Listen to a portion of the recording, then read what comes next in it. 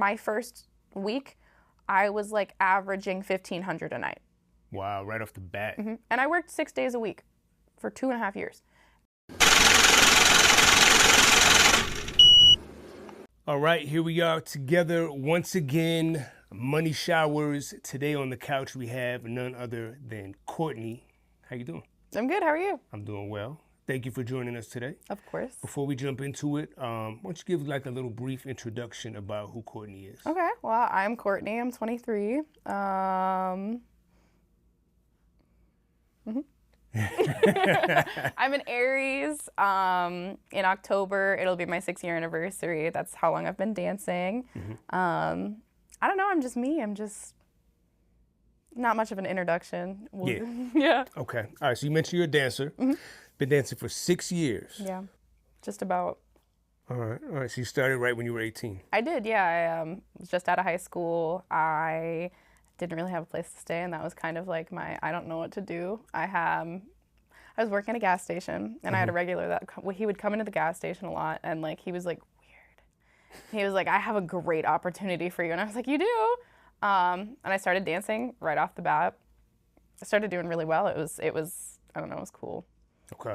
All right. So when you started dancing, are you originally from Minnesota? No. Where are you from? San Bernardino, California. Really? My family lives out here though, so. Okay. All right. San Bernardino. So you grew up there, went to high school there, I was everything? a baby. No, I went to high school here though. Oh, okay. When did you move to Minnesota? I was 3. 3. Okay. All right. Yeah. So you grew up in Minnesota. Yeah, pretty much, yeah. Okay. Born in California, but moved here when you were 3. All right. So grew up in Minnesota. Like you said, you were struggling when you were 18. Were you living on your own or you were living with your parents still? I was living on my own. I had moved out. Okay. I didn't have the greatest relationship with my family at the time. Okay. I'd moved out and I was like, I'm gonna do it on my own. I moved out when I was 17. Okay.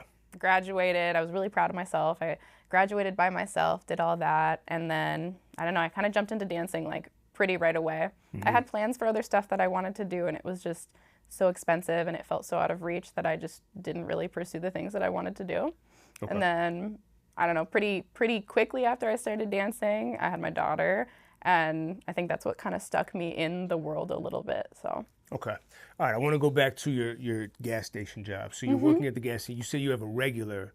Are we talking about just a regular that would come in, like a regular at the gas station, or like a regular? He was like a regular for me. Okay. All right. All right. I just want, you know. Yes. He was like this super creepy old dude, and he worked at a golf course like close to the gas station. Yeah. And he'd always come in and he'd give me all the scratchers that he'd buy. And so I got like a lot of money off of him, and I was like, wow, this is so cool, because I just work at a gas station. Yeah. And he happened to be a regular at the club that I started at, and he was like, you would be great here. So was he trying to see you outside of the gas? So you would see him outside of the gas station? No, he wanted to see me outside of the gas station. Gotcha. Yes. So it was strictly you would only see him at the gas station. Okay. Yeah, his like biggest thing too, every day he would bring me like these massive carton of peaches. Peaches? Peaches, because his wife had a peach tree. Okay. So he'd bring me peaches, he'd bring me lottery tickets, and then he was like, yeah, I have this super cool place, you should come see me at it. And I was like, oh, okay, what is it? And he was like, yeah, okay. Strip club. Don't say, we don't typically say names of clubs on here, so don't say the name of the club. Yeah, let's go. But the club you started at, was it in the city or was it further out? It was in the city, yeah. It was in the city, okay. Is it where we are now? No, it's not. I've worked at 4 different clubs, and then I've done a tiny bit of traveling. Okay. All right, so you started a club in the city. So a lot of girls, when they start, they seem to like start further out because they're like, I don't want anybody in the city to see me. But you just jumped right into it in the city. I didn't know anything about dancing. That was, I like did 3 Google searches. I went in, I met with the manager. I didn't even put in an application. I just walked in a low-cut shirt, and I was like, hey, are you guys doing auditions? I got hired on the spot, which does not happen. That is not normal. Right. I got hired on the spot. He was like, you look great. Start on Friday. And I was like, oh, I read that I had to audition. He's like, you don't have to. I was like, okay. Didn't ask for anything else. I showed up on Friday. I didn't have shoes. I didn't have an outfit. BB was the person that got my first shoes. Okay. I think I know what club you're talking about. Because yes. I feel like I know what club she was at. Yep. And there were some other girls actually that came from there. Yeah. Very talented dancers that came out of that place though. Okay, so you started there. Did you have to get on stage and take your top off, or he just hired you without? He just hired me without even doing it. anything? I didn't do stage for the first 3 months of me dancing because I got hired at the same time that a bunch of other like really young and new girls did. And I watched them on stage and I was like, oh, I don't want to look like that. So I'm going to work really hard to not look like that. And I practiced every day for like 3 months. And I practiced so hard, would not put myself on stage because I just was so embarrassed. So I just strictly did dances, got the feel of the club. And then, I don't know, I kind of fell in love with being on stage. And that was like right off the gate. I was like, oh my God, this is the coolest thing in the entire world. I love it so much. It's like it's my happy place. It's like the place that everything is so quiet. Yeah. I will say, stage presence wise, you're probably in the top 5. The reason I say that is because there are a handful of girls that, like when other dancers check in and they look up on the board, they say, oh, please don't put me after so-and-so. I hear it all the time. So there's Brooklyn. There's Kira. Yes. There's Cherry Bomb. There is, I'm forgetting somebody else. Brooklyn, Kira, Cherry Bomb, Cleo, and then I'd say you. Those are the 5 right there where I hear that the most. Where they're like, please don't put me after Courtney. Did you ever? I mean, obviously when you first started, you were very intimidated. But like, do you ever feel that way? Like you don't want to dance after a certain girl nowadays? No. I lied. No, there is a few girls that like, I know that they're going to make so much money purely just based off of like how amazing their bodies are that I go up and I'm like, I don't want to go up there. Oh my gosh. Yeah. Other than that though, like not really. And I take it as such a big compliment when girls say that too, because I hear it too. They come up, especially if Brooklyn and I are on stage together. Oh yeah. They will like, they're at each other's throats about who's going to have to go up after both of us. Yeah. Nobody wants to follow you up by yourself, but imagine if you add Brooklyn to the mix. Nobody wants to. Yes. And I mean, she's my best friend. I love going on stage with her. I know that it can be a little bit intimidating. We've been doing it for a really long time though. We put a lot of effort into it. I get it though. Yeah, big shout out to Brooklyn. There's always a little bit of drama with it. But yeah, absolutely. Big shout out to Brooklyn. Yep. Okay. All right. So like you said, you didn't dance for the first 3 months. You mentioned you were practicing. Were you practicing at the club when it was dead and nobody was in there? Or did you have a pole at home? I had both. Okay. And at that club, I worked there for like 2.5 years. And the entire time, they only had static poles, the ones that don't spin. So I didn't know that spinning poles existed. So I built so much strength because I like had no clue. And the pole that I bought for myself at my house it wasn't spinning either.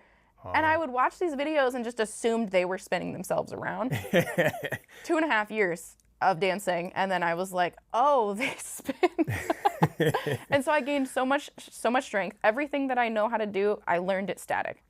Wow. Everything that I learned how to do, even the tricks where you do spin, I learned it on static. So I always tell people when they want advice about how to do it, I'm like, do that. So you were spinning like that on a static pole? Yeah. Wow. Okay.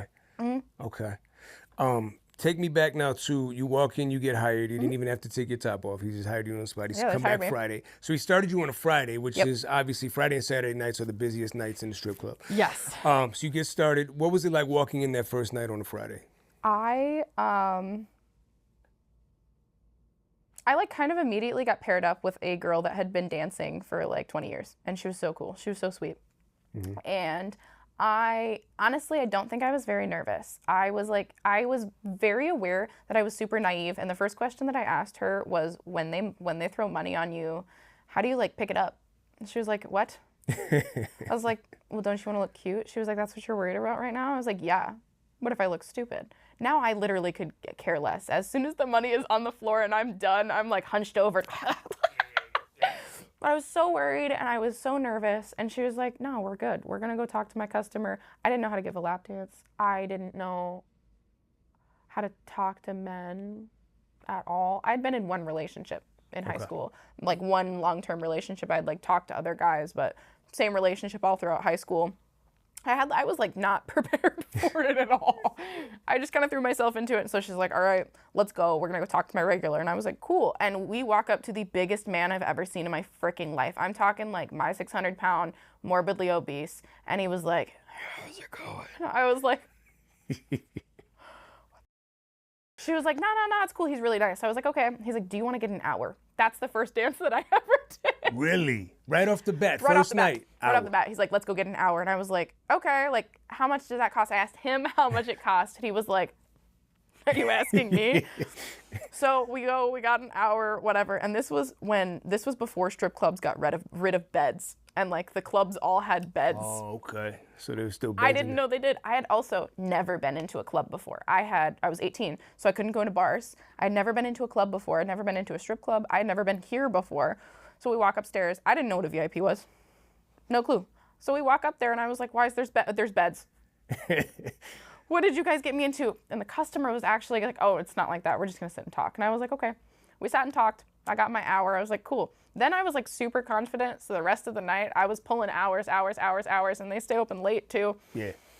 So I finish up and the manager was cheesing at the end of the night. He's like, oh my God, how'd you do that? I was like, I don't know. It seems really easy. And then he nicknamed me his golden girl because I was blonde at the time. And that like set the tone for my dancing, and that really hooked me. And I think that it was almost a little bit damaging too, because like that's how I thought it was always going to be. And that new girl money is so good. So I thought it was always going to be like that. Mm-hmm. I mean, my first week, I was like averaging $1,500 a night. Wow, right off the bat. Mm-hmm. And I worked 6 days a week for 2.5 years. And I was like, this is like the best thing I've ever done in my life. I'm never going to stop. It's not like that. Yeah, that was my experience. I have so many experiences to share about my first, just like getting into dancing. It was like there's so many shocking things that I learned, and I wish I would have known before I got into it, because I think it would have like prepared me more. But yeah. Wow. Mm-hmm. Okay. So right off the bat, I mean, you're in the neighborhood of, you're making about 10 grand a week right off the bat. Yeah. Wow. I think that only probably lasted for like 4 or 5 months. Still, and then that's a hell of a run. I had started during the fall, and then we hit winter. And Minnesota winters are brutal for clubs, bars, anything in the entertainment industry, brutal. And, it was so bad. And I didn't realize that you had to like kind of like collect regulars like Pokemon before we get into our slow season. I didn't know that, so I didn't get any. Yeah, you got to stock up on your regulars for the slow season. So my next year after that, I like definitely learned. And I had jobs outside of there too. I would on and off have jobs outside of there just to like honestly keep my sanity. Because working at night is like super rough. It's difficult. And then like also when your only conversation that you ever have is just like warranted in it's strip clubs, that's it. Yeah, it gets rough because you just like, you kind of like lose connection with the outside world. So I'd get like weird jobs. I worked at edible arrangements. Okay. Not because I needed to. Yeah. I needed something to do though. I worked at edible arrangements. I worked at CVS. Okay. In the pharmacy. And they'd ask me like, you know, you only work like 2 days a week. Like, what do you do? And I like felt so awkward telling them because I was so young. I don't know. You would tell them though? I would, yeah. I've always been like really honest, especially like when I go and get new jobs. It's gotten me a lot of jobs. Okay. Especially sales positions. It's gotten me a lot of jobs. It's gotten me into a lot of issues too. I had a serving job a few years ago that I had specifically gotten because I had all the clubs that I had worked on my resume, and all of the things that I absolutely did learn that are really, really valuable to other jobs. And it took me like a week to figure out that the reason I got hired was because the guy that hired me was into me. Yeah. And I mean, that happens, but I think regardless of that, I have learned so much, and I'm so thankful of the things that I've learned. There's definitely other ways I could have learned it, but I think that I learned a lot about sales, learned a lot about people, and that's like probably one of my top things that I like about the job is like the people, because it's like if you like people watching, it's like the perfect place. Absolutely. Oh my gosh. Yeah. I was gonna say, I remember even, this was just like maybe a couple of weeks ago, I believe there was a bachelor party in VIP, and they were like some big sales guys. Didn't they offer you a sales position at their company? They gave me $500 to go interview with them. Did you go? Yeah, they were all really nice. I didn't actually take the job. But if you wanted it, you could have got it. I could still go and get it if I wanted to. I went in. They were super cool. They're super cool, and there was only one girl working in the office, and she was like, I like desperately need something to do. And she's so sweet. We're actually friends now, and it's like very hard for me to make friends outside of like work friends, and so I was so excited. But yeah, they gave me $500 just to come in and interview because they thought I wouldn't do it. Yeah. Wow. And I came in, I was like, it's like 20 minutes out of the way. Sure, I want $500. Yeah, why not? I like dressed up as like in like a button down and everything. Okay, you took it serious. I had like the pantsuit and everything, and I walked in and they were like, And they still come into the club, and they're so fun. And they're always like begging me, like, come on, please work with us. Like, you do really well, but it's all commission based. So Okay. Well, I mean, dancing is commission based, right? It is, I mean, easier commission based. Okay, so you're at this new club, getting new girl money, 10 grand a week right off the bat. You're like, this is amazing. You had a good run, and then things started to slow down. So did that make you say, okay, I might want to look at a different club, or like, no. How did your run at that club come to an end? So there was like a lot of different things that made me want to go to another club. One was like some dude in front of me. Oh, wow. While I was on stage. Talk about that. Yeah. So I wasn't super comfortable. It was a full nude club. I was not comfortable doing that, so I rarely did, and I didn't have to. That was the nice part about the club, is I didn't have to. But like, there was a lot of times where I'd make money and people would get really angry with me. Oh, you know, come on, do it. I don't want to. Like, I already have the money on the floor. Why would I? So that kind of like tone was set as soon as I got on stage. And I had kind of noticed something was off. Like, everybody on the tip rail was just like, they were all kind of looking weird. I didn't really know what to think about it, but I was also young, so I was just not paying attention. I was like, you know, I'm here for one job and I'm going to do it. So I'm dancing my little heart out, doing my thing, and I'm like looking down and starting to notice that like nobody is looking at me. And I'm like, do I look bad, or like, what's going on? And everybody's looking in different spots, but there is a common denominator, and they're looking right in the middle. So I look at this guy, and he's with his wife, and I had previously seen him out on the patio, and they were doing something. Not sure what they were doing, but I had just kind of peeped that they were doing something. I looked down, and he was like obviously having a medical emergency, and his wife, for whatever reason, was pissed. Like, I had seen other people in scenarios that are really scary and stuff like that, and usually they're worried, but she was so angry, and it was like really off to me. So I looked up, and my manager and my DJ were both in the booth, and they could like perfectly see, and they didn't have like an enclosed booth, so they could like perfectly see what's going on, and they're like looking directly at me, and I was like, well, what do I do? And they were just like, keep going, keep going, keep going. And I was like, okay. And we usually did 3 songs, and I was about my 6th song when the paramedics came in. And I didn't know what to do. I was just like, I genuinely, like, I feel so stuck. I don't know what to do. I'm scared. I'm watching this guy have this medical emergency that, like, also at the time I did not recognize that he was, because I had never seen that before. And he passed away right there. They had Narcaned him like 3 times. He passed away. They put him on the stretcher. They called a code.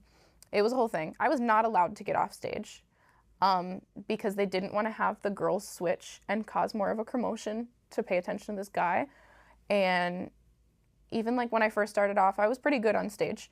And so my manager was like, keep going, do something cooler, do something cooler. Okay, I'll do that. And there was a girl who was standing kind of just like watching everything happen, taking everything in. And by the time the paramedics got him out, my DJ was finally like, okay, you can get off stage. And I froze.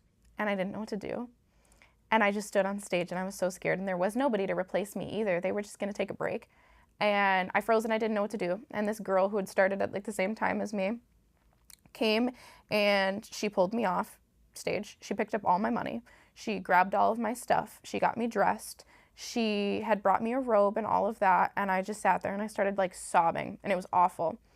That was Lila. That's how we met. And we've been friends ever since.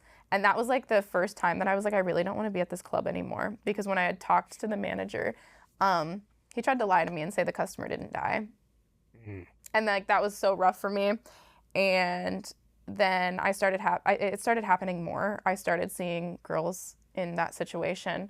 I got pepper sprayed like 3 times, and the money had started getting really bad too. And there's so much drama. And I was like, well, maybe it's not going to be like that at other clubs. So I confided in my manager. I was like, hey, what are the other clubs like? Can I go and work at other clubs even if I'm not 21? Is this something that would be a good idea? And I asked him if I could have multiple clubs, and he said no. And he said that I wouldn't want to go anywhere. He specifically said I didn't want to go to work. And I just believed him. I was like, okay. I just went back to work. I didn't know anything better. I didn't. And the girls were like pretty set on that too, is, you know, you probably don't want to go anywhere else. There were lots of clubs that I was like, absolutely no, I don't want to go to, but I just didn't really know anything better. And so I stuck around. And I got into a really bad relationship. And I had a kid with the guy. And life was super rough. And then danced until I was 7.5 months pregnant. Wow. And on stage, too. I was up there. So obviously you were showing. Mm-hmm. Okay. Well, yes. Yeah. Yeah, I was showing. Did you make decent money, though, being pregnant and showing? It was like, okay, yeah. It wasn't like terrible. It didn't drop. All of my regulars that I had by that point, they'd been my regular for like a while. They knew that I got pregnant. They were like very invested. They brought me baby shower gifts and stuff. And they were all actually really, really nice. And management was really nice to me too. And I felt bad. I felt really bad because I was like, I have to keep working. Like, I don't have a choice. And then my last day, I got into a fight with a girl while I was pregnant. And that was the last day that I danced. Like a physical fight? Yep. Yeah. There was a bunch of drama. She was one of those like temporary dancers that, you know, they come and they go. The turnover rate's super high. They come and they go. And she like randomly walked up to me, didn't really know her. And she had told me that she had given somebody a disease. And I was like, oh, okay. So I went and told that person because I felt it was like necessary that I tell them. And she came up to me and told me she was going to kill me and my baby. Damn. So I whooped. And then I went home. I whooped, got caught by my manager. My manager was like, dude, chill out. I told him everything. He felt really bad too. He was like, I'm sorry. Fired her. Was like, that's never going to happen again. And I was like, this is my last day. And I left and I packed my bags and I left. And that was it? Yep. Wow. Yeah. How long had you been there at that time? That was 2.5 years. That was like the end of my 2.5 years there. Okay. And then after my maternity leave, I came back. And I didn't go back to that club. I went to a different one. And I was very excited to go to the other club because I had always heard it was like really hard to get hired there. Mm-hmm. I was super excited. And then like right after I got back, I started doing the whole like multiple clubs thing. So I was at a few other clubs. Last summer, the management sent me out to Colorado to go and open the Central City, which was so much fun. Mm-hmm. I went with Kira. It was a lot of fun. We went together. I was probably like the craziest person that entire time though, because I'm like a terribly anxious person. Kira had to hold my hand like the whole time. Really? We were on the plane, and it's only like a 2-hour plane ride. It's like not bad at all. Mm-hmm. There was just like issues with the plane, and I like freaked out and like begged the stewardess to turn the plane. Turn the plane around. And Kira was like, "Bro, shut the fuck up!" And I was like, "We're gonna die." And then we get there, and I was like, "Wow, this is beautiful. So glad that I did this." And she's like, "Thought we were gonna die like 30 seconds ago." I was like, "No, this is great. Shut up. I'm having so much fun." Yeah, it was cool. It was cool. Yeah. Okay. All right. So you're bouncing around. You're doing multiple clubs. Yes. How did you settle on the club you're at now? Or do you still bounce around? Maybe you do. I don't really bounce around. No, I'm actually looking for just like a secondary one right now because like sometimes I get bored. Uh-huh. That's my thing is like I get bored. I get really comfortable. I've been at Rick's since 3-ish years, almost 3 years. Mm-hmm. But I get bored because we go through those like little periods of like it'll be really, really good and then it dies down, or like the customers are all the same customers, and sometimes like you kind of have to wait until like new people come in and funnel through. But yeah, I kind of settled down with Rick's because of the management.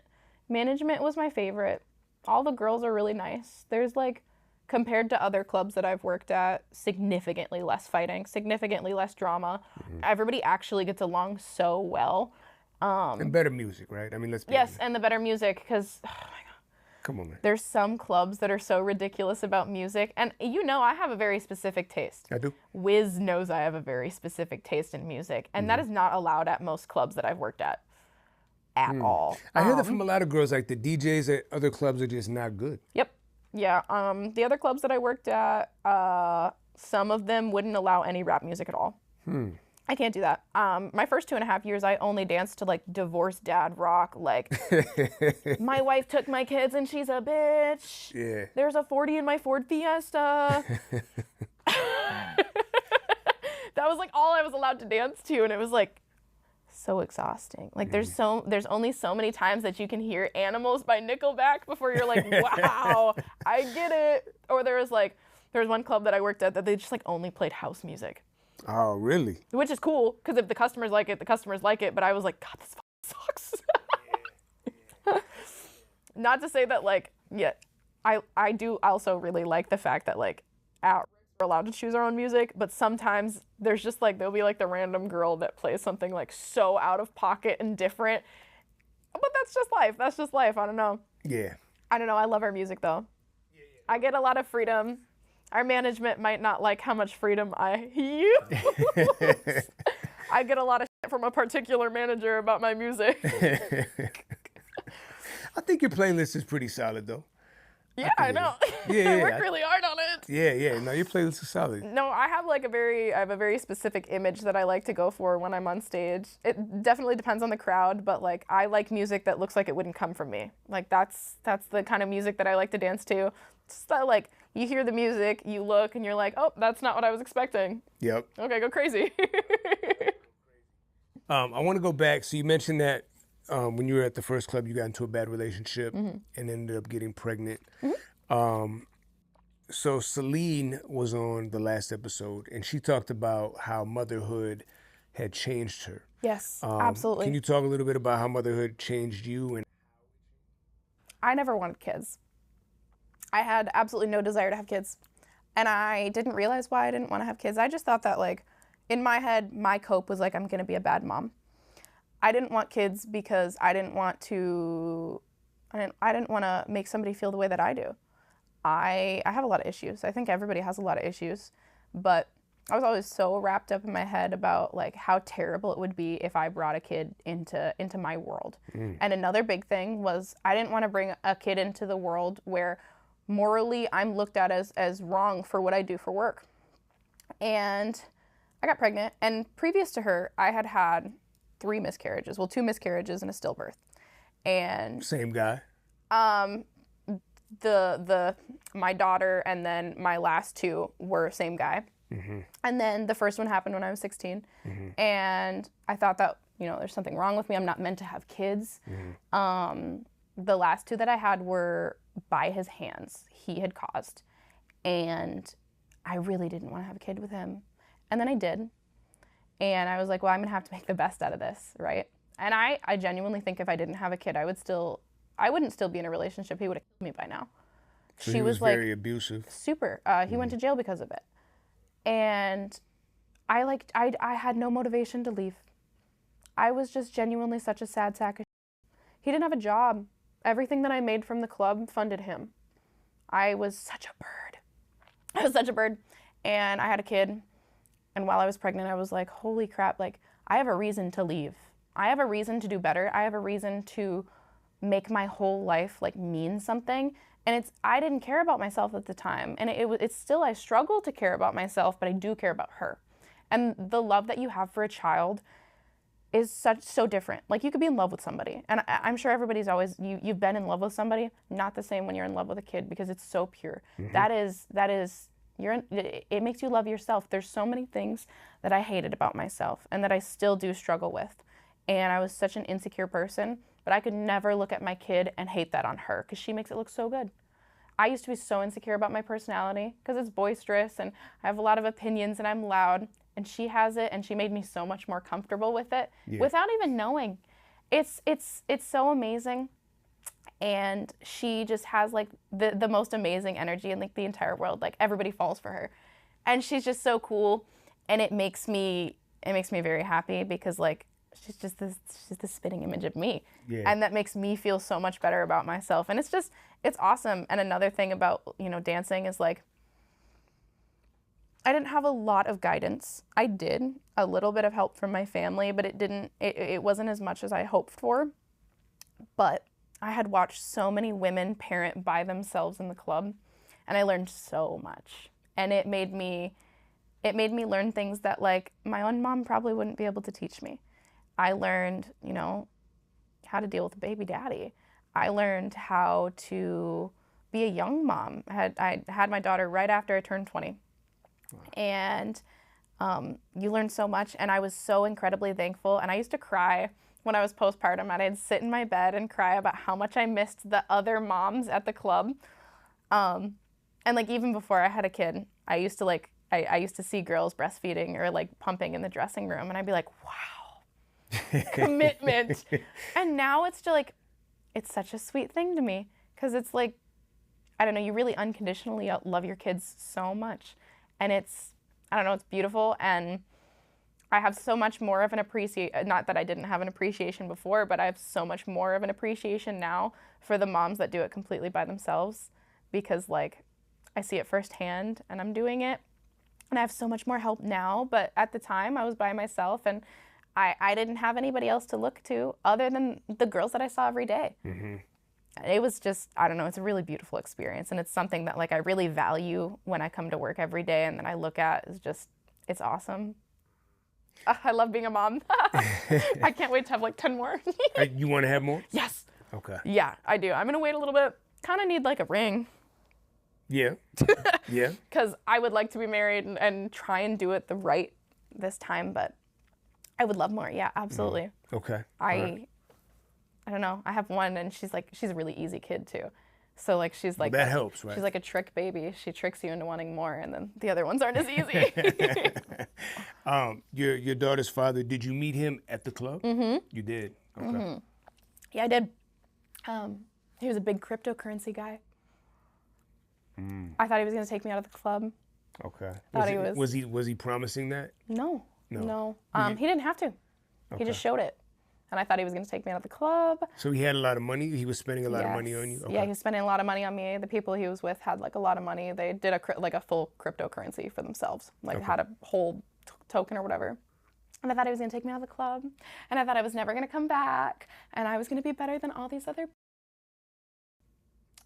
And I see that a lot at the club. You see it so much, where girls are like, yeah, he's going to take me out and I'm never going to have to come back. Yep.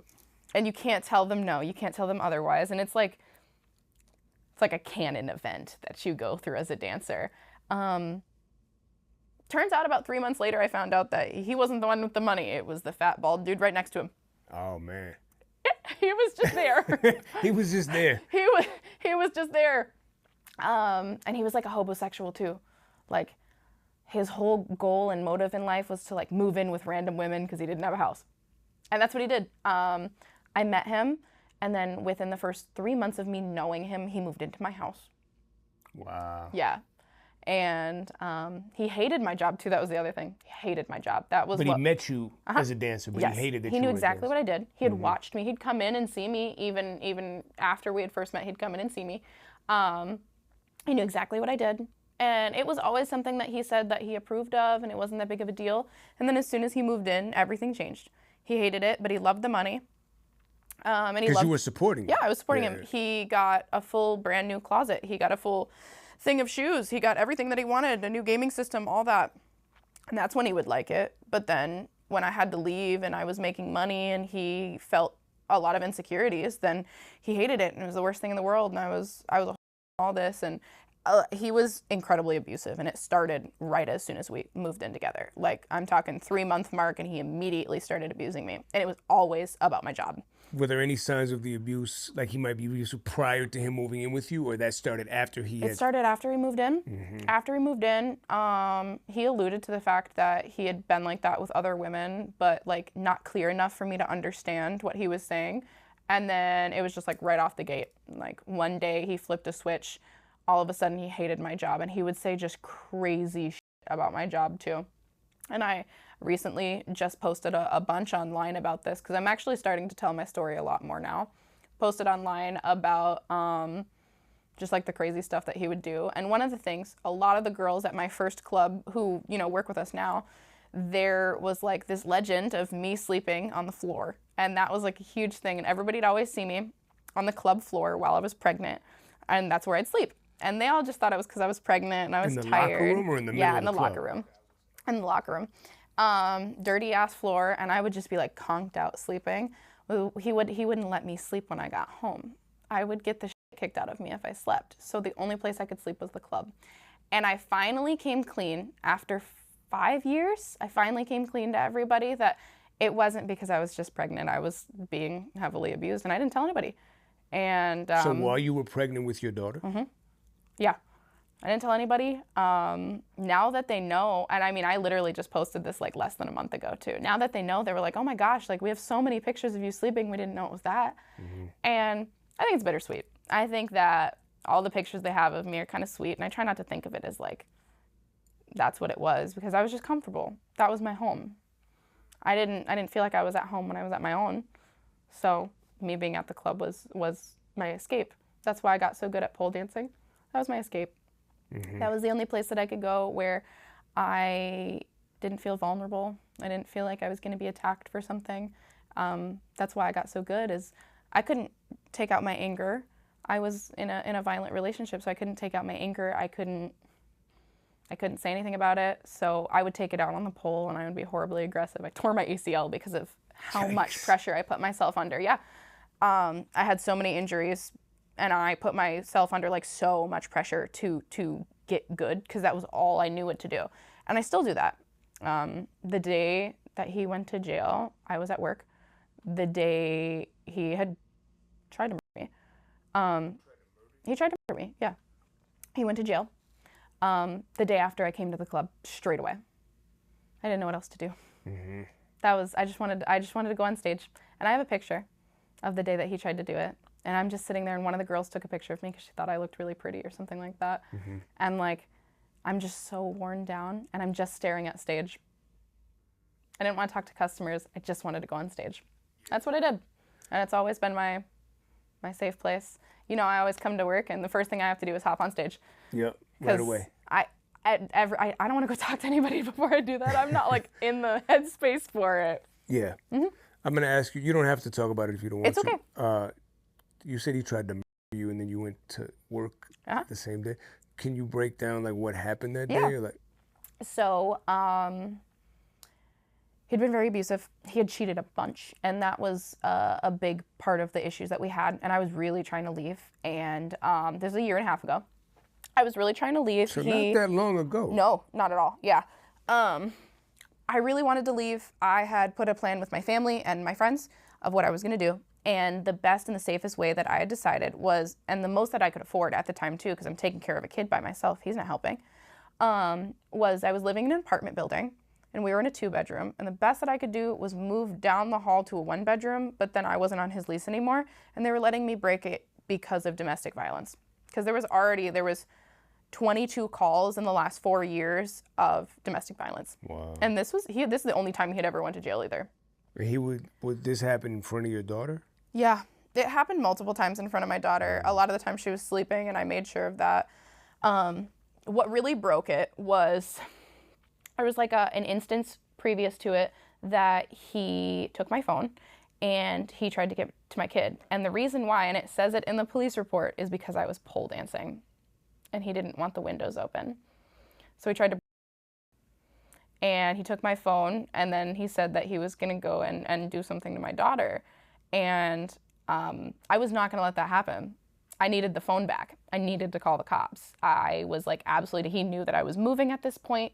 He knew that he had an idea that I was gonna leave, and he was just like grasping at the control that he didn't have anymore.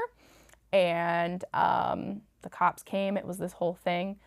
They made me and my daughter, and at the time she had just turned 1. Yeah, 1.5. They made me and my daughter pack up out of my house and go and find somewhere to stay. So I stayed with one of the girls I work with at 3 a.m. because he had to work the next day and he didn't want to leave. And I thought that was so fucking ridiculous. It really was. So I planned out my move. All of the girls helped me. My closest friends at the club, they all helped me out. I moved all my stuff. Everything went great. He was obviously not happy about it. He moved in like 5 random dudes into the apartment that we used to share, and we're down the hall. So like, same floor? Yeah. So I like couldn't really escape him, but I had a lock. I had my own place. I had my own car. He had totaled one of my cars previous because he didn't want me to leave, so he threw it off a bridge. I'm not even kidding. Threw the car off a bridge because he didn't want me to leave, so he wanted to find any way to make it so I couldn't. I bought a new car. I had one of my regular customers buy me a new car. He didn't realize he was pissed too. He found out that I bought a brand new car and was like, how did you do that? And I was like, I had a customer do it for me because he knows about what you're doing to me. And yeah, so that night I got home from work. It was like a pretty good night. It was in the middle of the winter, January. I had a good night. I had just found a bunch of new music that I was really into too. So I was like banging down the highway, and I pulled into the back parking lot, and he had called me like 600 times that night, and I turned that shit on Do Not Disturb. Not my problem. Oh my gosh. Was he watching your daughter? No, my daughter actually, so thankfully this time she was at my mom's house. But would he watch her sometimes? Like... He did for a while, and then he wasn't allowed to anymore because he wouldn't take care of her. Okay. Yep, I ended up having to, and what I do now is one of the girls that I work with, we split days of who watches her. So the days she doesn't want to work at the club, I do, and the days that she does, I stay at home. Okay. And then I pay her on top of that, and I don't know, she loves doing it. She loves my daughter, but... So I pulled into the parking lot. He had called me like 600 times, and he sent me a bunch of threats. He was being all crazy. Turns out that night that he had taken something. I don't know what he took, but he took something. And I had this crazy feeling in the back of my head, or in my stomach, that I was like, I don't feel right. Something doesn't feel right. I was in the back parking lot specifically because I knew he would have waited for me in the front. He always did that when I got home so that he could argue with me. But now I live in my own place, so he's just going to wander around the halls. And I was like, oh, maybe I should get my phone out. So I did. And up until this point, we had been together damn near 4 years, and I had never caught him doing anything. That's why he just always got away with it. Or he'd get caught, and the cops just didn't really care. And so I pulled out my phone. I went through a different route than I usually did because I knew he was going to be waiting for me. And this is probably 4 a.m? Yep. Yeah, mm-hmm. yeah. Oh, his roommates were home too when all this happened. I walked up the stairs, and there was like a little door, and he was standing right here, and I was right here walking up the stairs, and I hit record on my phone. And as I come up, you can hear me, and I'm like, what the f-? And he tried to kill me. And I got out of his grip. I hit a wall. I don't know if he pushed me, to be honest, into the wall, or if I hit the wall. I couldn't tell you, but it's on video. And I hit the wall, and he's like, you're not getting away from me this time. Wow. He took my phone. He factory reset my phone. Everything that I had on my phone was gone. This was not the first time that he did it. He did it so quickly. He knew my password. He knew everything. Factory reset my phone. Took it, threw it in a pile of snow. So is this outside? It was inside and outside, yeah. So when he had taken my phone, he was factory resetting it as he was walking down the stairs and outside. So I'm following him. My shoes fell off. I have my work bag on me still. My shoes are somewhere. I could not find my shoes. I run down the stairs.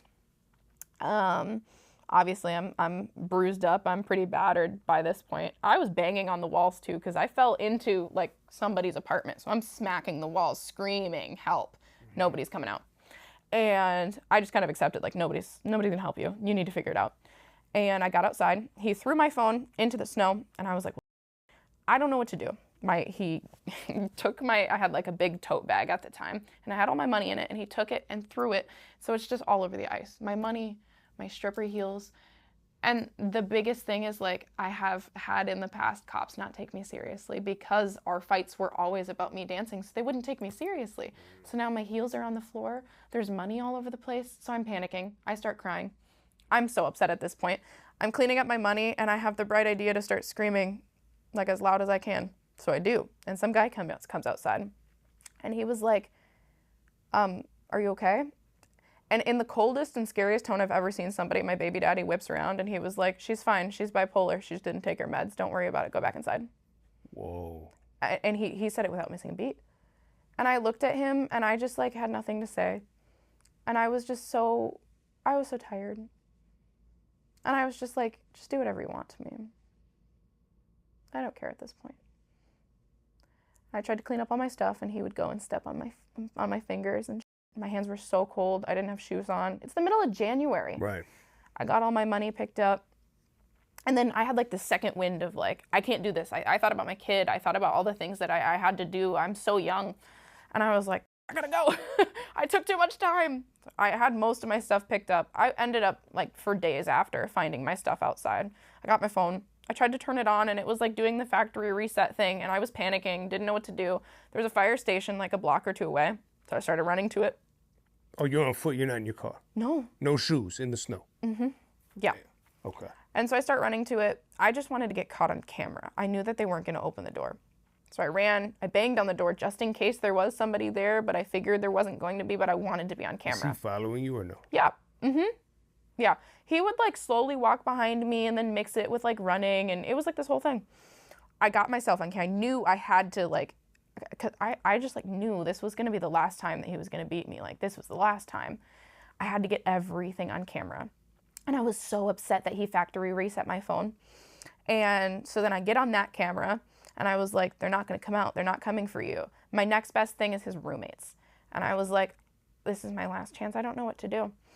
And while I'm running to the roommates, I'm still waiting on my phone to turn on. And I don't have a second phone by this point either. I only had one. So I was like, my phone's not turning on. Like I can't call anybody. So I run all the way up through the whole apartment. He's still chasing me and I am banging on the door. Like there's a scene in Euphoria where she's like banging on the bathroom door. And that's how I felt. And I'm banging and I'm screaming so loud. Nobody was inside. They were all out. They had went partying that day. I'm banging and banging and banging. He's just standing behind me smiling. He thinks it's so fucking funny. Like everything was so funny to him. And I'm just like begging him, please get away from me. Please get away from me. I feel my phone buzz in my pocket. It's on. And I'm like, perfect. So I have nowhere else to go. I run into like this elevator bay. There's like just like a little like cutout of the hallway where the elevator was. And there's chairs there.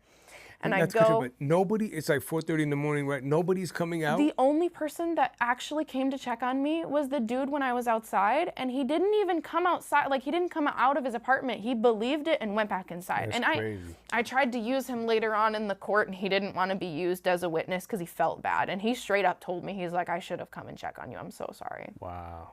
So I get into this elevator bay. I'm trying really hard to like really quickly do the SOS thing because I don't want him to see that my phone's back on. Yeah. He sees it, immediately tries to take it. And I was like, you're not taking it. I shove myself into like the corner and I'm like this, put the chair in front of me because there was a chair previously there, put it in front of me. I finally get on the phone with 911 and I am like hysterical. Like I cannot get anything out. I was so relieved. He grabbed my phone and he turned it off. That's a felony. Interfering with a 911 operator. Turned it off. I was like, you have to give me that back. Why would you do that? I told him to. I was like, you're gonna get in so much trouble. I grabbed the phone back, and it's just this struggle of constantly like back and forth. And I mean, throughout this whole time too, he's kicking me, he's trying to get a hold of my neck so he can see me, this whole thing. I finally get back on the phone. She was like, hey, what happened to the phone call, blah, blah, blah. You know, the lady asks me all the questions. They finally come out. They do realize that he hung up the phone. He left once the police came. They were like, you need to walk back into your apartment. Leave him. Don't do anything. Don't let him come into your apartment. Just go back into your apartment and lock the door. That's what I did. And while I went back into my apartment door and locked it, he went and changed clothes and tried to flee the scene. He did not make it far. They actually showed up really, really fast, like really fast. They came into my door, or they came through my door into my apartment, and I had just moved in. And I was on the floor in the kitchen, shaking, and I just wanted an ice pack. That's all I could think about. I like actually could give two shits less what happened at that point. Like I was in my house. I just wanted an ice pack. And I just started crying. And my responding officer, I had met plenty of times before. He was always my responding officer. And he felt so bad because he never helped me. He would come and he would send me back, and he would come and he'd send me back, and he'd come and he'd send me back, and always said there wasn't a problem. And I have this like grown man getting me an ice water and an ice pack and like taking care of me. And he's sitting on the floor with me and I'm explaining everything. There was a lot of issues with the court and all that. He got arrested that night. Went to jail, posted his bail within 3 days, and was out. He was supposed to be charged with like 11 different charges. He got the most minimum sentences for everything and got so many charges taken off. And yeah, that was that. I had to go and do victim impact statements. I was in and out of court for 9 months. I just finished it last August, I think. Yeah, last August was my last court case. Wow. Uh-huh. Yeah. He is not allowed around kids. there's a 2-year restraining order. He's not allowed around me. He's not allowed to go to any strip club in Minnesota. Really? Yes. Yep. Yeah. Wow. So did he end up doing any amount of time other than the 3 few days. That's it. Yeah, that 3 was days. it. Okay. He paid fine. He paid a bunch of fines. Yeah, yeah. He had to do mandated therapy, mandated rehab, mandated all that. He's done with it now. He got away with it. It was a first-time offender. Yep. Okay. Super rich white family. Just got away with everything. So no contact with you. He doesn't see your daughter at all. None of Nope. that. No, Okay. he has the option to. He just doesn't take it. Okay. He wants to emancipate her. The last I heard. Really? He doesn't want to pay child support. Would you prefer he be in her life, or No. do you prefer him not to be in her life? No. She doesn't really remember him at this point. Does she ask about him ever? No. No. No, she's got a stepdad that she's far more involved with. She's like seen pictures. She knows it's her dad. She just like doesn't really have any interest in it. But she's just more interested in Paw Patrol. Yeah. I mean, she's only, what, 3, Yeah, right? she's 3. She doesn't give a shit. Yeah. She doesn't.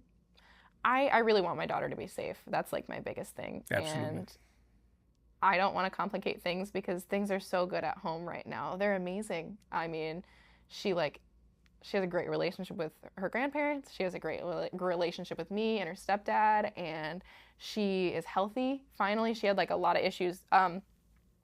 The week before my baby daddy tried to murder me, she got something called serum sickness, and she almost died. What is that? It is when you go into anaphylactic shock for like 10 days, and it's because of RSV, which is like the baby killer, and then it's because of an allergic reaction, a late-term allergic reaction to amoxicillin. And then on top of that, she has asthma. So she was in the ICU for 5 days, and the day after she got out was when he tried to kill me. Wow. He was in and out of the hospital with me the whole time. I mean, like I there was like 2 or 3 days that I really genuinely thought I was gonna lose my child, and he was in the hospital the entire time. Like, this is your fault.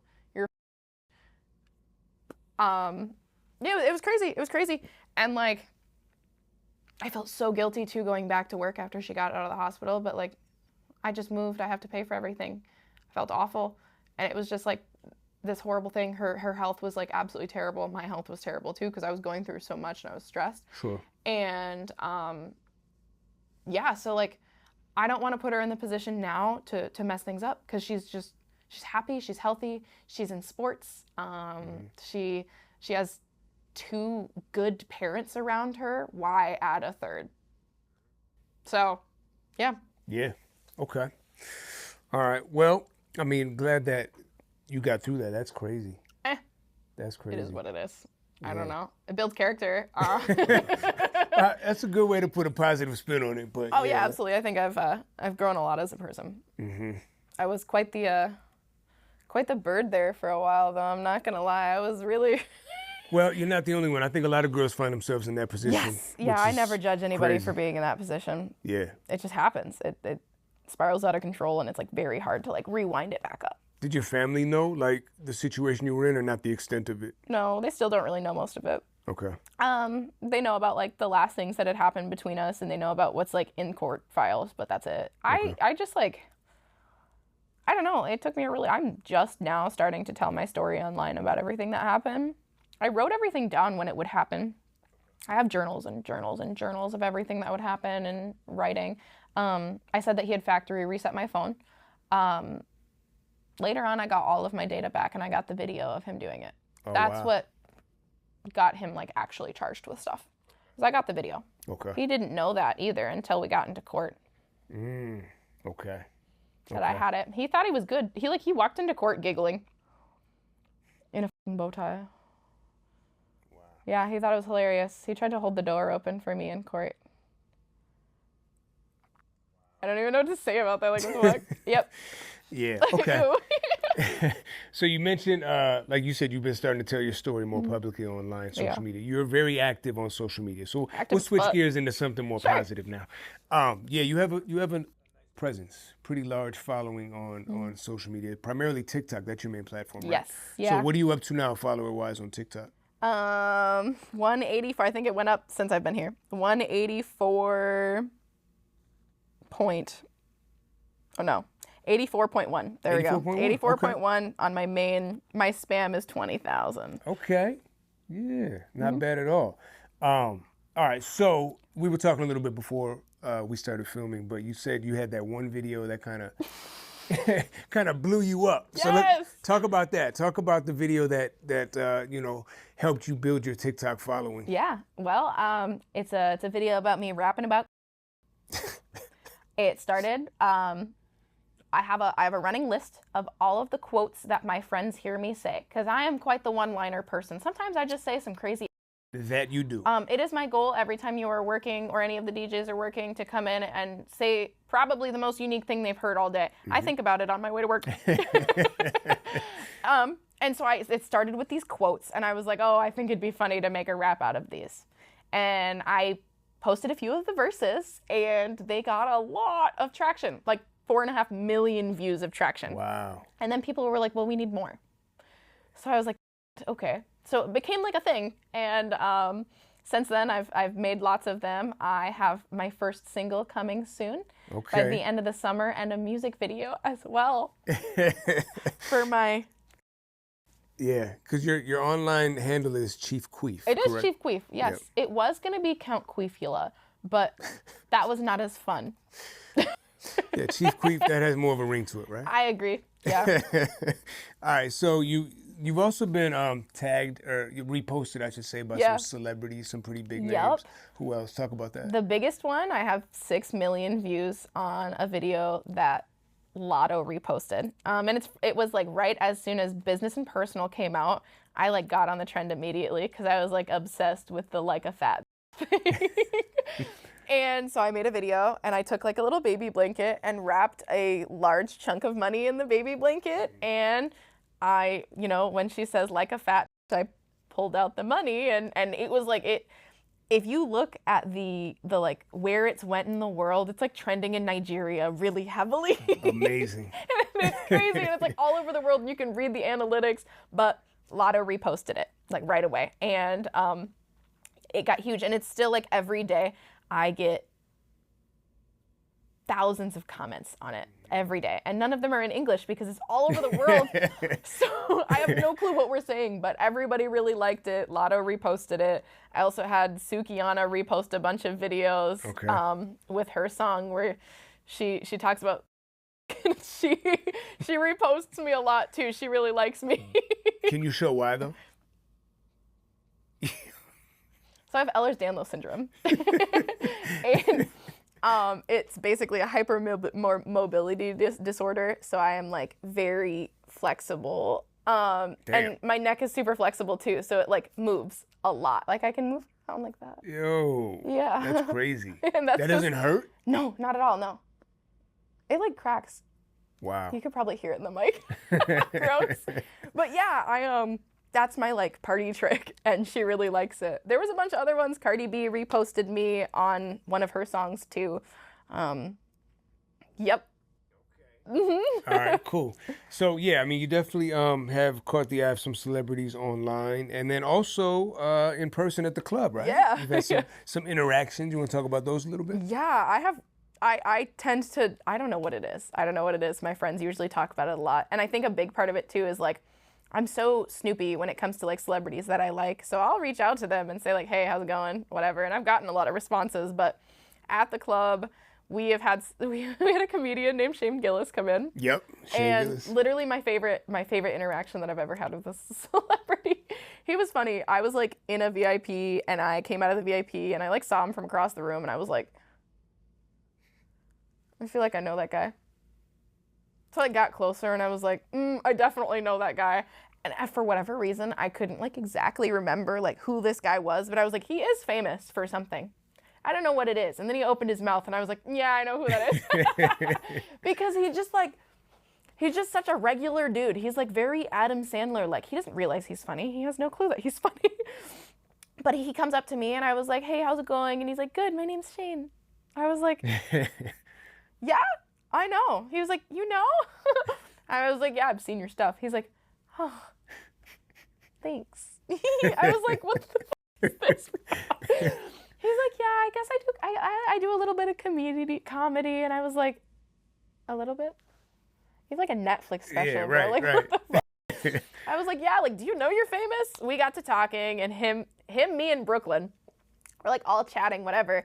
And I was like, dude, I got a cool trick to show you. And he was like, really? Mind you, this entire time we're talking, he's just like, he thinks that everything is so funny. Just like his whole life is like glitter and rainbows, I swear. Like everything's so amazing. He's such a positive person. So are you guys in a private room? No, we were just standing outside. We're just like standing around the private rooms, just like hanging out. Okay. And I was like, you want to see something cool? He was like, yeah. I was like, you ever been to Magic City?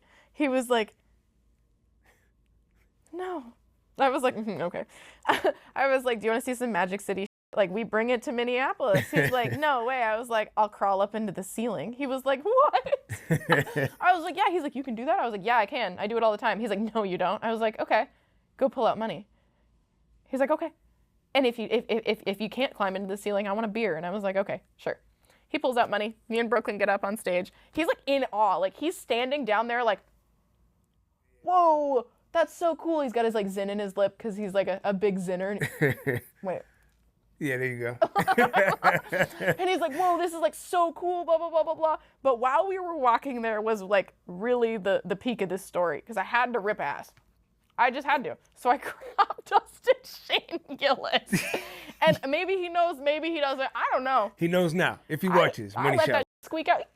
And then I got on stage and acted like nothing. He threw a bunch of money on us. He was so nice. And he genuinely was like, that's the coolest shit I've ever seen in my entire life. Oh my gosh, you guys are crazy. I can't wait to see you again. And that was that. I don't remember what happened after that. I think he just went home. I think he went to smoke a cigarette and went home. Yeah. Yep. And that was the same night that Kevin Hart came in, right? Yes. Did you meet Kevin Hart or no? No, I didn't. I was like, I had already gotten into a room when they had come out. I saw him, though, through his security guards. And I was like, who's that? Oh, my God. Holy crap. I, like, saw him just out of there. And I was like, oh, okay. And mind you, when I had gotten out of that room and I was going to, like, I was just leaving the room and I really wanted to go talk to the other girls and be like, so what's happening? Who's in the room? Like, tell me the details. Should I go in there? And that was my I was ready to go and chit chat with the girlies, but then like Shane Gillis crossed my path and I was like, what the is happening tonight? Like, I'm so confused. Yeah.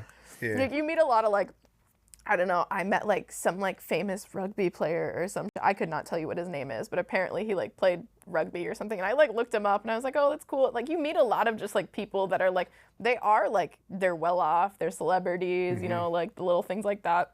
I have also had people that come to see me because they think I'm a celebrity. I had a woman come in a month ago because she follows me on TikTok and she wanted to come see me. Okay. She was so cool. She is a preschool teacher. Yeah. And she came in. She's like, I've never been to a club before, but you just look so fun. I just wanted to come see you. And she didn't come to say hi to me beforehand either. Like, she just like hopped up on stage and was like, Courtney. And I was like, yes. She's like, you go by Chief Queef? And I was like, yes. Oh my God, you know me? Yes. Well, I would imagine that's going to start happening more and more as you continue to grow your social media presence, right? People are going to recognize you when you're out and about. Yeah. Come see you at the club. I know the regulars watch my shit all the time. What'd you say? The regulars watch my shit all the time. I bet. They come and they report back about how they feel about my video. Yeah. Does that happen a lot? Like, have you met, like, have guys interacted with you online and then they're like, hey, I'm going to come to the club. I want to meet you. Mm-hmm. And then, okay. Sometimes. Yeah. I usually, like, don't push for them to come and meet me. Just because, like, I don't know, especially, like, Fridays and Saturdays. I usually keep my Fridays and Saturdays, like, well booked because I don't like to be bored. So, like, if I know that there are certain regulars that are going to come in, they're coming in to see me and I don't make any more, like, space for that. I've had a few people that come to visit me, but I don't know, I don't push it very hard just because, like, it's difficult. I'm not gonna lie, especially when people are like flying out to see you and stuff. They would much rather fly you out. I don't want to do that. I'm not gonna lie, I don't want to be flown out. I don't know, I have a guy from Colorado that comes and sees me pretty often, but other than that, I don't know. I've taken dancing so much, like, slower now. Like, I used to be all about it, especially, like, really heavily online, and now I'm kind of gearing my stuff more towards, like, my social media presence. I love Instagram, too. I love making my little edits on Instagram. That's my favorite thing to do, and I don't know. I spend a lot of my free time doing that. Yeah, staying on the social media vibe, talk about some of the Because you get a crazy amount of DMs, you were telling me. Oh my gosh, And yes. Some, some noteworthy people have messaged you, and what's Noteworthy. that you can. I know you can't talk about some of them, but Oh my gosh, they're crazy. the ones that you can, I attract a lot of weird people. And I think a big part of it is because I do put myself so heavily on social media. I mean, I post 5 to 10 times a day. So I'm heavily on there. And I've had people that have been following me since like day one. Usually they're not terrible. I do every day get a handful of messages that you look at and you're like, holy, wow, someone had that as an original thought. And they are some crazy, crazy messages. And it ranges from anywhere to like, hello, you're super beautiful, to like, I confessed my whole love to you and this is my manifesto and here's a bunch of pictures and I'm gonna like, just for you. Yeah, they get really dark. wow. I get a lot of hate mail too. The hate mail is like rough to deal with. The hate mail is rough to deal with. But I run a series where I read off every week all of the DMs that I've got. And I have gotten so many, and I'm not even gonna lie, I'm like sitting on top of like 1,000 right now. That you haven't read yet. You want me to read one? I do. Okay. Let's do it. Let's do like a mini episode. Okay. All right. I'm so excited. Wait, it's on the other phone. Hold on. 2 phones. 2 phones, I know. Just like basically Kevin Gates. Okay, let's see. First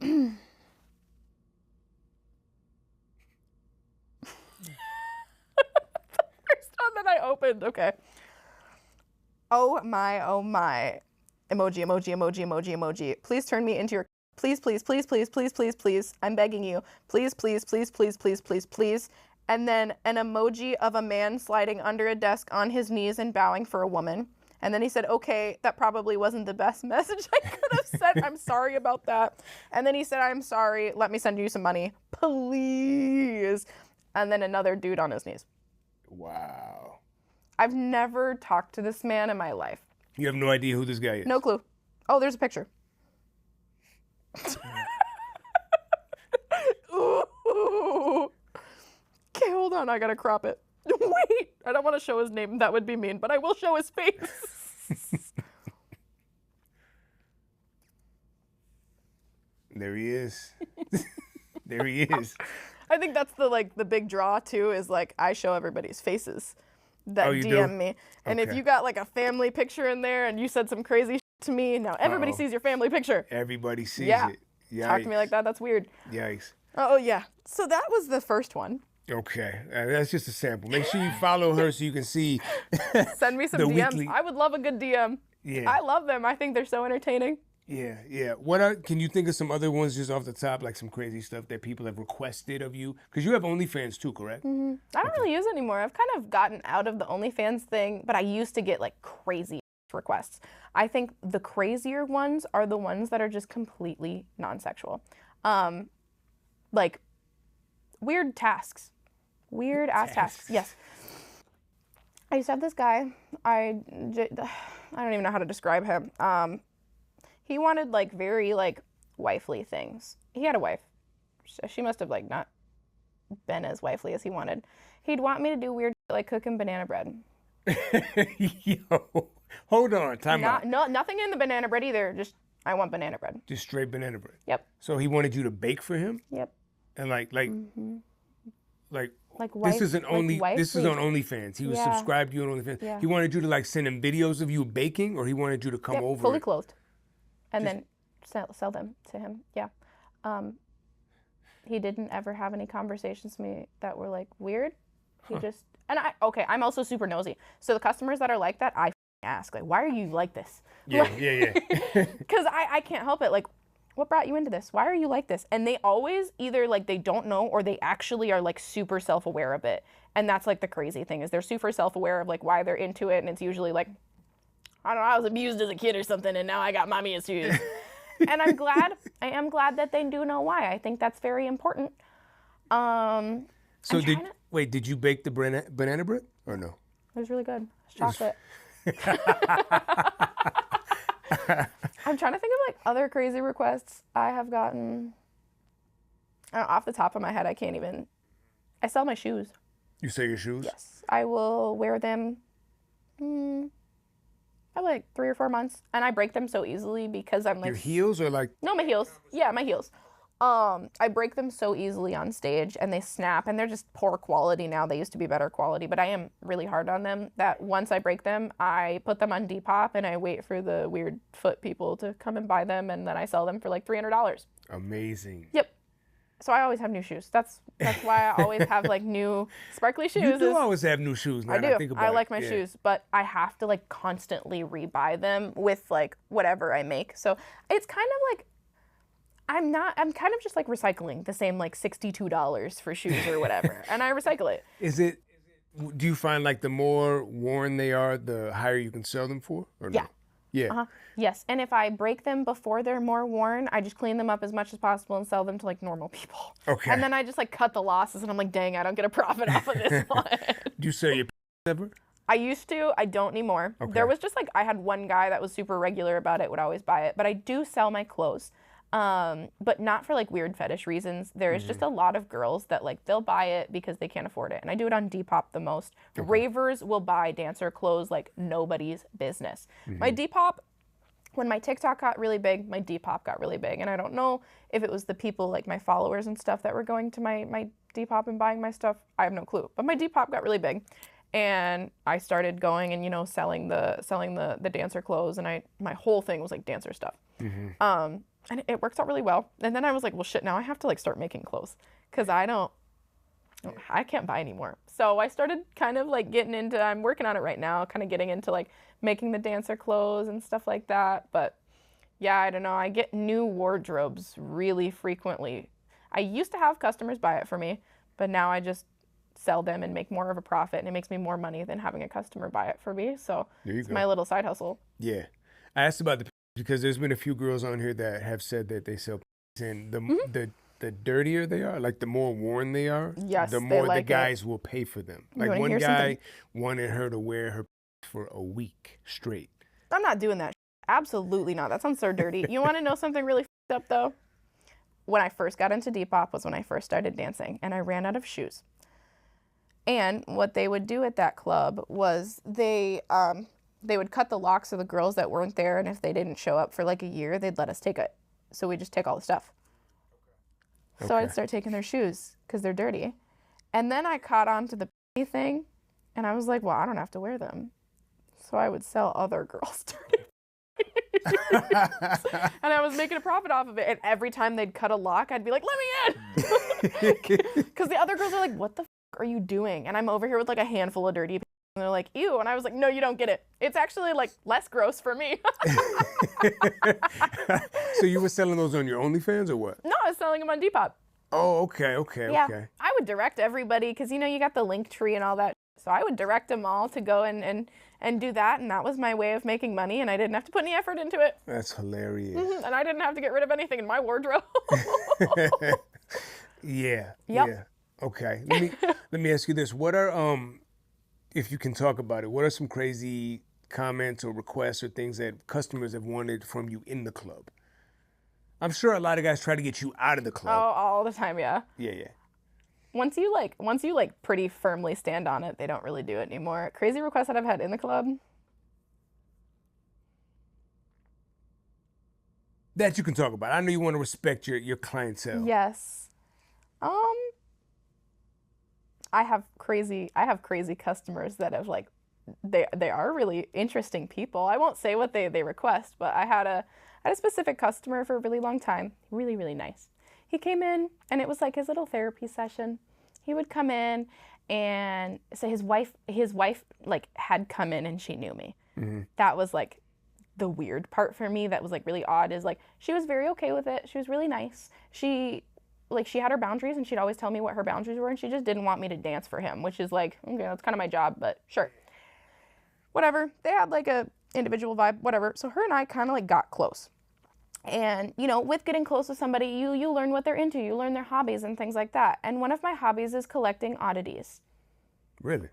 I love oddities. So I have a cat in a jar. I have a shark in a jar. I have lots of different skulls of animals. And at the time, I had one jar of teeth. And she knew that. Like human teeth? Yeah. Okay. My baby daddy's. I'm not giving them back. If he sees this, no, you're not getting them back.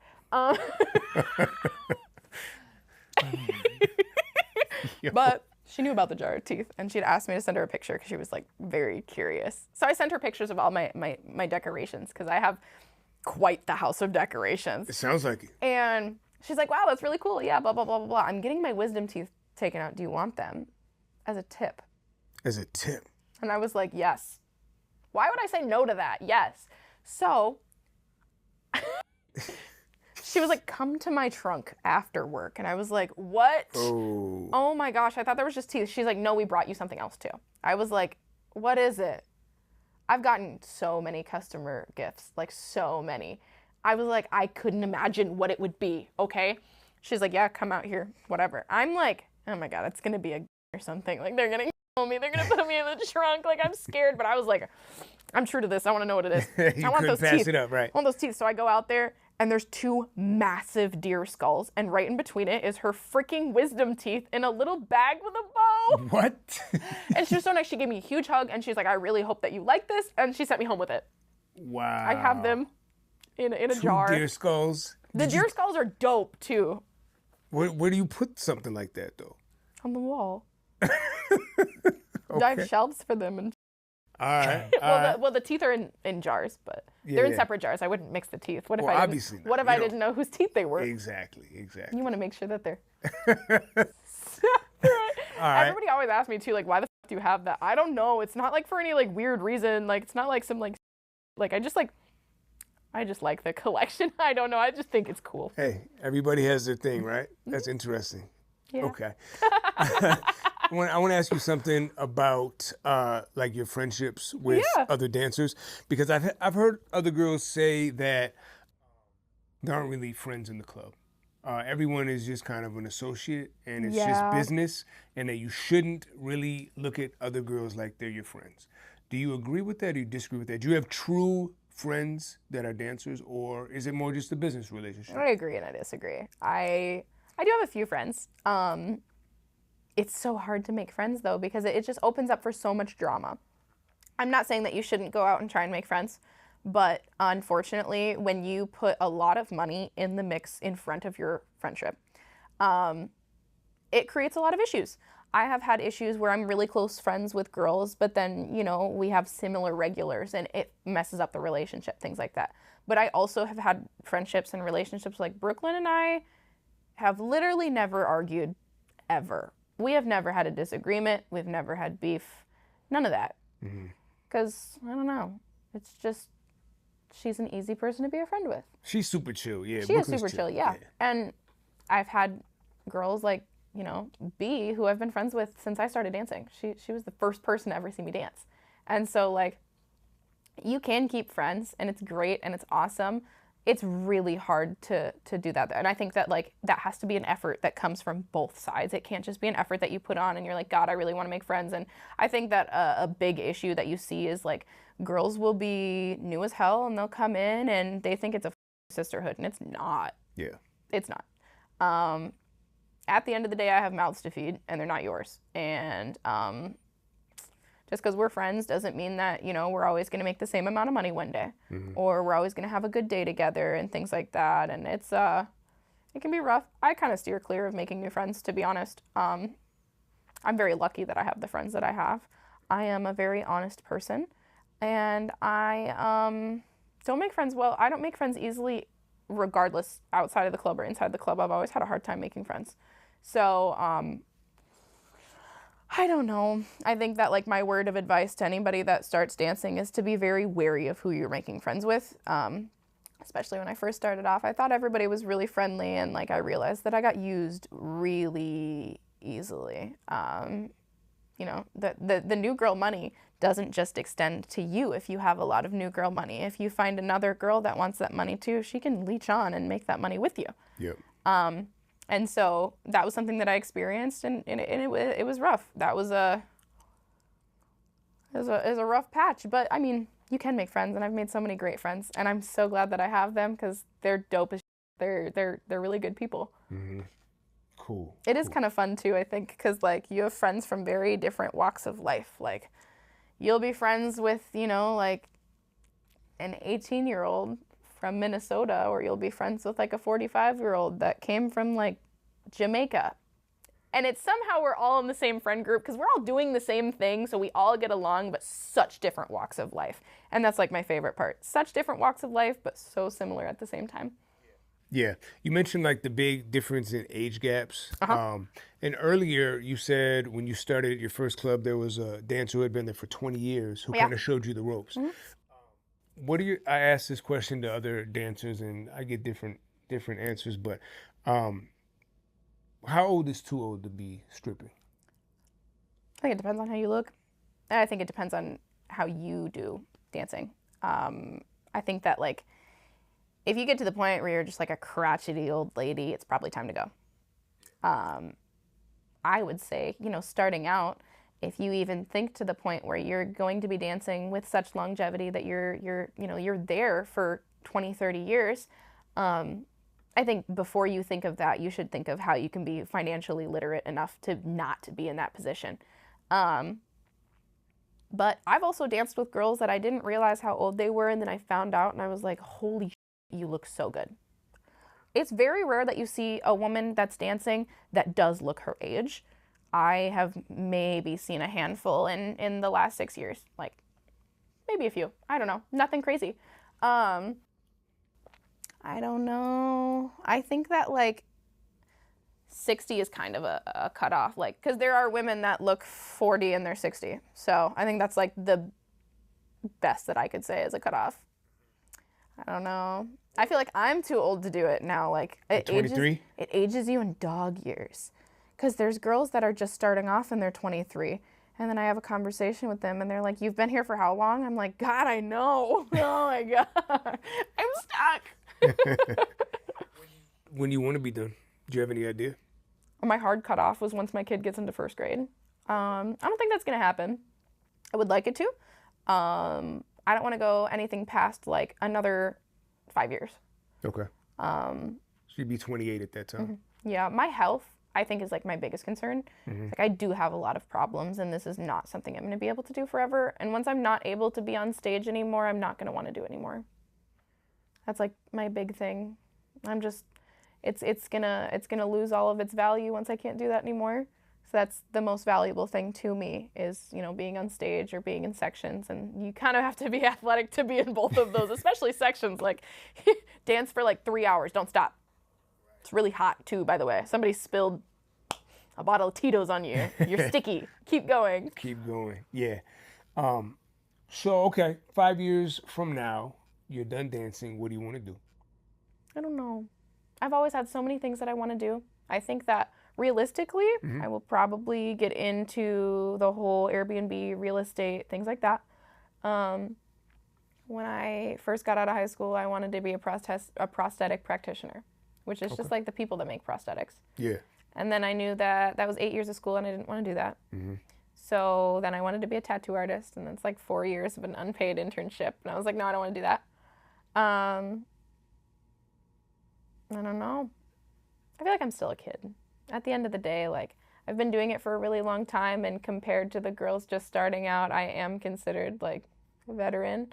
But I'm also 23. My frontal lobe is not developed yet. I have a kid to focus on. As long as I'm comfortable and I'm happy, that's really all I care about. I would like to go and get an education, though. I didn't go to college, and I really want to. Mm-hmm. I really do miss, like, learning. I feel kind of dumb sometimes with the conversations I have at work. I'm not going to lie. And I don't think it's me. I think it's the people I'm having conversations with. I think it's the men. And you can only have so many conversations with somebody who's like obliterated drunk, just sloshed, where you're like, yeah. And in those moments, I sit there and I reflect and I'm like, wow, you know what would be enriching? School. Oh my God, I really do miss being like educated though. I love learning. I've always loved learning. I wasn't great in school, but I did enjoy it. So that's my next, like, my goal is to do that. I just got an LLC, and so I'm working on raising my business credit right now. I would really like to buy the space that Club Aqua was in. Okay. It's pretty cheap right now. Is it? Yeah, I kind of want to buy it as a space. It would be cool to open up my own club. I don't think that I would do a typical. I would probably do closer to like what they have in Miami. So like similar to 11, where they do have dancers, but not like, they don't do rooms. There's sections, but they're more performers, but it's like a nightclub. Kind of what I want to do. Yeah. I have very strict visions for it though. It's going to be a big booty club. What do you have any regrets? Like, what do you regret? Like, if you could go back to your 18-year-old self, would you still get into dancing, or would you go a different route? I probably still would. I probably still would, not because whatever I said to my 18-year-old self, you know, was meaningful. I would still go because I was stubborn. I think that there's a reason that I started. I learned so much. I probably would go back and say, you know, you probably don't want to do this.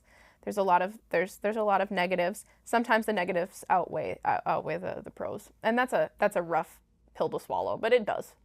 I think I would just let things be as they are.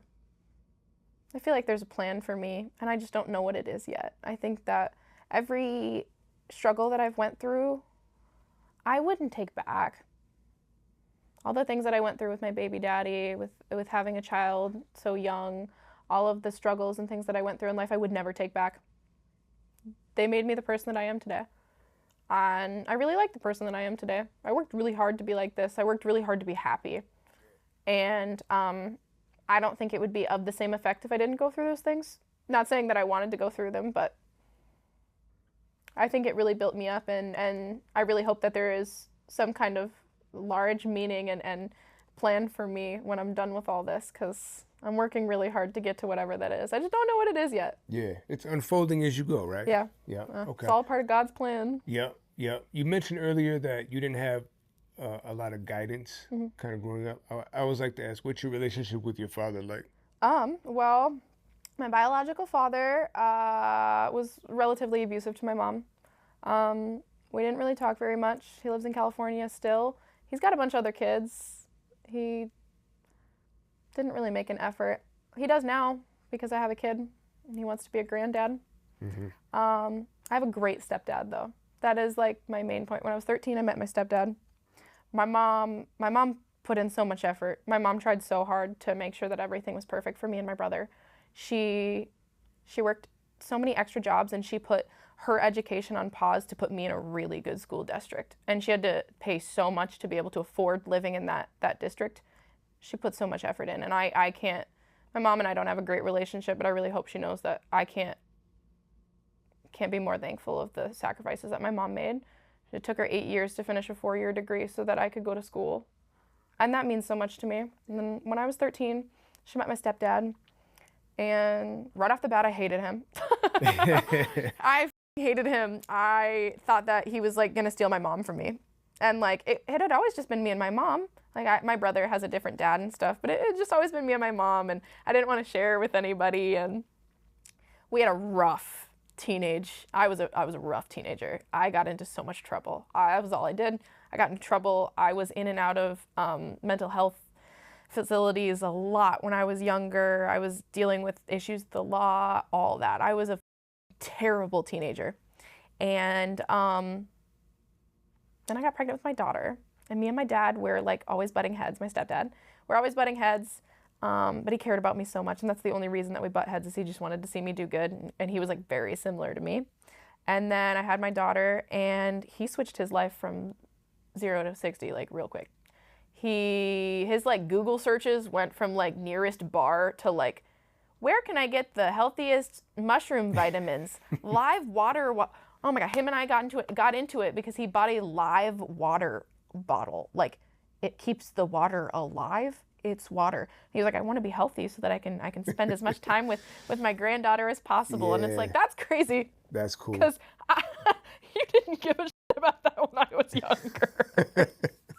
And our relationship, he is now the favored parent in my eyes. Once I had a kid, he's like my best friend. I go to him before I go to my mom about everything. Okay. Yeah.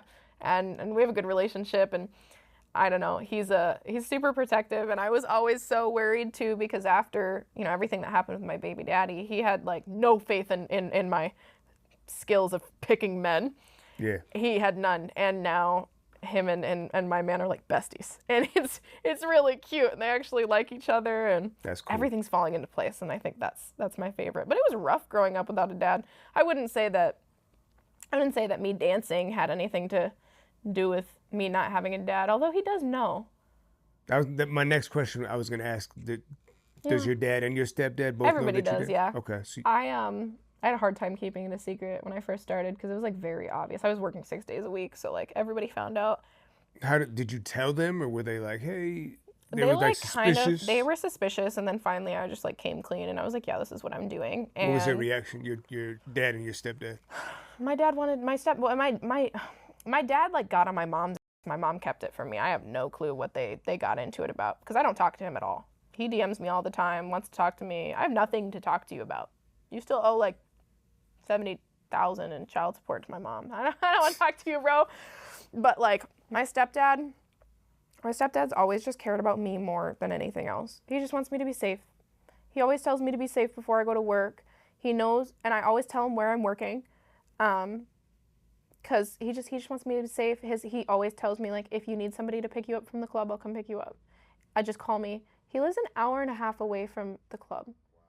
And he's always just call me if you know there's anything that you need. If you don't feel safe, I'll be there. My mom and I really butt heads about it. My mom hates it. We just don't talk about it. It's just one of those things that like we're just quiet about. Mm-hmm. She occasionally says something snarky about it, and I can't be mad at her for that.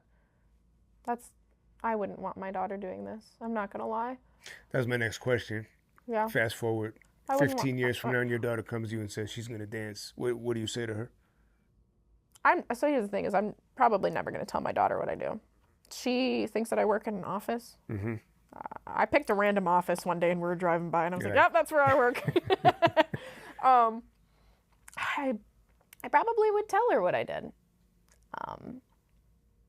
Probably the horror stories. That's usually what I do when I hear girls that want to dance and I don't want them to dance because they're sweet. Like, I've had lots of family members that are like, oh my God, I want to come dance with you. And I'm like, some dude in front of me once. Mm-hmm. I got pepper sprayed. I've seen awful things that you couldn't even imagine here. You don't want to do this. Yeah, and then it's not all glitz and glamour, right? No, it's not. Right. It's not. I talk about it a lot on one of my accounts of like the pros and the cons, and yeah, it's not. I hope to God that I don't put my kid in a position to have to do this. I'm dancing so she doesn't have to. Yeah, I don't ever want her to be. I hope that I create a spoiled brat. I hope that she has generational wealth. I hope that I hear, oh, she has daddy's money or mom's money. That's what I want to hear. That's all I want from her is just to be well off right away. I don't want her to have to put it to work or anything like that. I mean, she'll have a work ethic eventually, but I just don't ever want her to be in the positions that I was, and I'll do absolutely anything, and I have done everything. I would risk my whole life, and I have, to make sure that she gets everything she needs and wants. And I'll do it again. There it is. Yeah. I think we'll leave it at that. I appreciate you, Courtney, coming through and sharing your story. Thank you. Anything else you want to leave the audience with? No, that's all. All right. I hope everybody has a good day. All right, we're out. Do you mind if I hit my vape?